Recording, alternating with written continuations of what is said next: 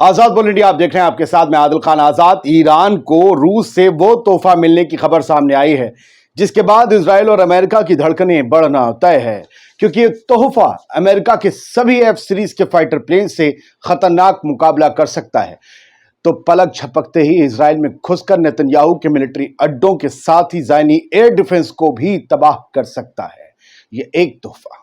खबर यह है दोस्तों कि रूस ने ईरान को ईरान में ही Su-35 सुखोई 35 और Su-30 फाइटर जेट्स का प्रोडक्शन करने का लाइसेंस दे दिया है।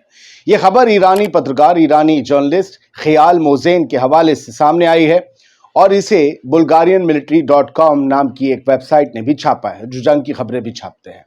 यानी ईरान अपनी ही जमीन पर इन दो खतरनाक फाइटर जेट्स को तेजी से बना पाएगा, डेवलप कर पाएगा, और वो अब सिर्फ बैलिस्टिक मिसाइल्स और ड्रोन से ही नहीं बल्कि फाइटर प्लेन से भी अपने दुश्मन के छक्के, सत्ते और अट्ठे छुड़ा सकेगा।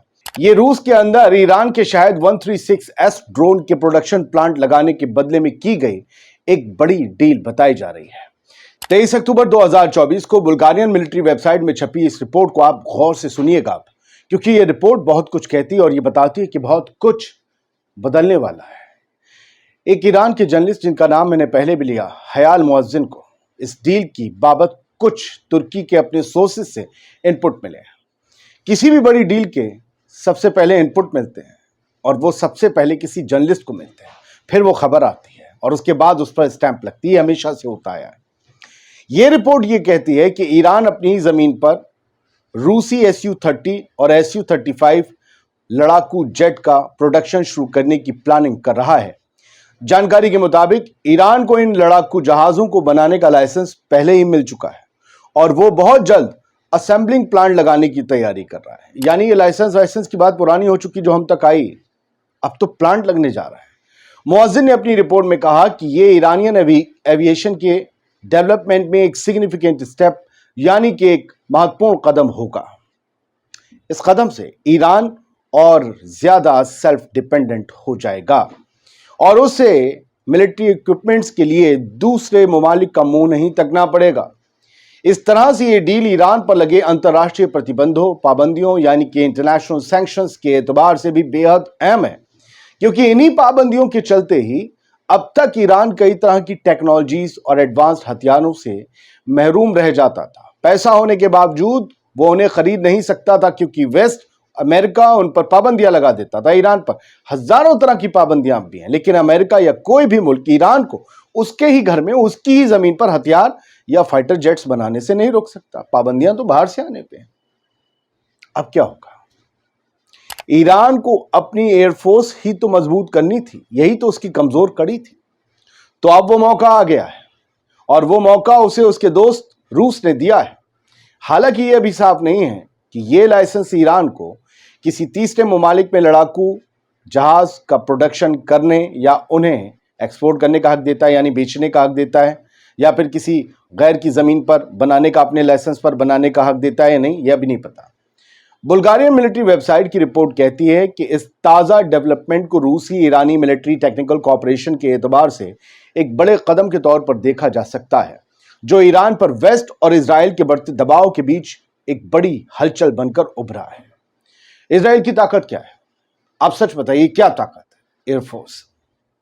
ईरान की ताकत अगर वही हो गई, हमास और हिजबुल्लाह के पास एयरफोर्स नहीं, इसीलिए एक साल से वो जंग खिंची हुई है। लड़ाकू जहाजों के लिए मॉस्को और तेहरान के बीच ट्रांसफर और प्रोडक्शन लाइसेंसेस दोनों ममालिक के स्ट्रेटेजिक रिलेशंस, यानी कि रणनीतिक रिश्तों की मजबूती पर रोशनी डालता है, इसका असर जो है मुमकिन तौर पर रीजनल और इंटरनेशनल सिक्योरिटी दोनों पर पड़ेगा। रीजनल पर तो ज्यादा पड़ेगा। ईरानी मिलिट्री एनालिस्ट कई सालों से क्या कहते आ रहे हैं, बार बार इस बात पर जोर देते आ रहे हैं कि Su-30 और Su-35 यानी सुखोई 30 और सुखोई 35 का लोकल प्रोडक्शन ईरान को ज्यादा ऑपरेशनल ऑटोनॉमी और फ्लेक्सिबिलिटी के मामले में जो है मजबूत करेगा, आगे रखेगा। खासकर मौजूदा वक्त में इजराइल और वेस्ट की वजह से जो रीजनल टेंशंस चल रही है, उसके मामले में तो बेहद जरूरी और बहुत ही अहम हो जाएगा, सिग्निफिकेंट। फिलहाल ये एक जर्नलिस्ट को मिला इनपुट है। अभी तक ईरानी और रूसी हुकूमत ने इस पर कुछ नहीं बोला है।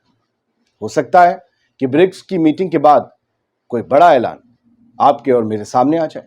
अब भैया इसी तिगड़ी और इसी ट्रायंगुलर प्रेम कहानी ईरान, रूस और इजराइल को लेकर एक दूसरी बड़ी हलचल है। प्रेम कहानी में विलन भी होता है ना, तो ट्रायंगुलर है। एक और हलचल वो जानिए। ईरान पर इजराइल के जवाबी हमले का खतरा आप सब जानते हैं कि मंडरा रहा है। इजराइल के कुछ दस्तावेज लीक हो गए अमेरिका से, जिसमें पता चला कि ईरान की न्यूक्लियर अड्डों पर भी वो हमला कर सकता है। अब ईरान पर बड़े हमले की तैयारी जो है वो इजराइल की कैसी है वो पता नहीं, लेकिन रूस ने ये कह दिया है कि वो इस कॉन्फ्लिक्ट में ईरान को अकेले नहीं छोड़ेगा, साथ है। दरअसल रूस ने ये बात बिल्कुल क्लियर कर दी है कि वो ईरान के साथ कंधे से कंधा मिलाकर खड़ा है, ऐसे कोई मार नहीं सकता उसे। बंद लफ्जों में कही गई है। रूस ने ईरान के साथ अपने रिश्तों को और गहरा करने के लिए भी बात कही है, हलफ उठाया है। क्रेमलिन जानते हैं रूस में, यूं समझिए पुतिन का घर, जैसे व्हाइट हाउस है।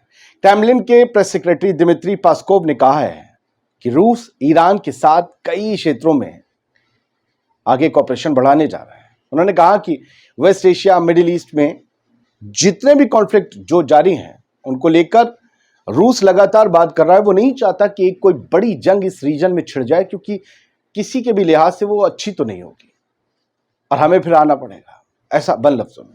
दोस्तों, ईरान पर इल्जाम है कि उसने यूक्रेन के खिलाफ रूस को कई ताकतवर हथियार, बैलिस्टिक मिसाइल्स, ड्रोन्स वगैरह ये वो सब भेजा। अब ईरान कहता है कि हुजूर वक्त आ गया है, आप क्या करेंगे। ऐसे में रूस की तरफ से ताज़ा बयान से ये माना जा रहा है कि अगर इजराइल हिमाकत करता है, जिसकी बार बार ईरान ताकीद कर रहा है ना करना, अगर वो हिमाकत करता है हमले की, तो रूस ईरान की मदद करेगा। अब ये मदद किस शक्ल में होगी, किस तरीके से होगी, नहीं पता, लेकिन करेगा। कुछ दिनों पहले आपको याद होगा ये खबर आई थी कि S-400 मिसाइल डिफेंस सिस्टम रूस वाला ईरान भेजा गया है। इसके अलावा कुछ और हथियार भेजे गए ईरान। लेकिन क्रेमलिन की तरफ से ये कह देना कि हम ईरान के साथ हैं, इसका मतलब आप समझ रहे हैं, ये बड़ी हलचल है और ये हल्के से कही गई बहुत भारी बात है। तो दोस्तों, उम्मीद ये करते हैं कि आपको ईमानदारी के साथ, ट्रांसपेरेंसी के साथ and with facts no acts खबर दिखाएं। मेरा एक अंदाज है, उसमें बात करता हूँ। बहुत से लोग बड़े बड़े चैनल कॉपी कर रहे हैं और मैं बहुत खुश हूँ, क्योंकि बहुत छोटा सा चैनल है मेरा और उन लोगों के मिलियंस में है। वो मुझे कॉपी कर रहे हैं, इसकी वजह आप हैं, इसके जिम्मेदार आप हैं, लेकिन पॉजिटिव वे में। आप लोग इतना प्यार और व्यूज दे रहे हैं। अब उनके पास नहीं है 2 पैसे की भी अकल, क्या करें। 2 लोग एक चैनल चला रहे हैं, एक के पास भी क्रिएटिविटी 1 पैसे की नहीं है, तो क्या किया जाए। ट्रांसपेरेंट खबरें देता हूं, कभी अच्छी खबर बनाने में पूरे न्यूज़ चैनल के हिसाब से आपको ग्राफिक और ये सब वगैरह बनवा के दे रहे हैं, रोज़ अपना ताज़ा, कहीं से कॉपी नहीं है। तो ये बनाने में टाइम जाता है, कभी खबरों में वक्त लग जाए तो माफ़ कर दीजिएगा। रात दुनिया भर की खबरें बड़ा देर से आया था, अब उसका 10 बजे का टाइम हटा रहे हैं, क्योंकि अब वो लेट हो जा रहा है। कभी कभी माजरत चाहूँगा, जब भी देर हो। कोशिश कर रहा हूँ कि आप अपना दायरा और बढ़ाऊँ, कुछ नए चेहरे चैनल पर लेके आऊँ या मैं ही करूँ, लेकिन आपके लिए बुलेटिन बढ़ाऊँ। दुआ कीजिए कि मुझे हिम्मत मिले। बहुत शुक्रिया, सलामत रहिए, खुश रहिए।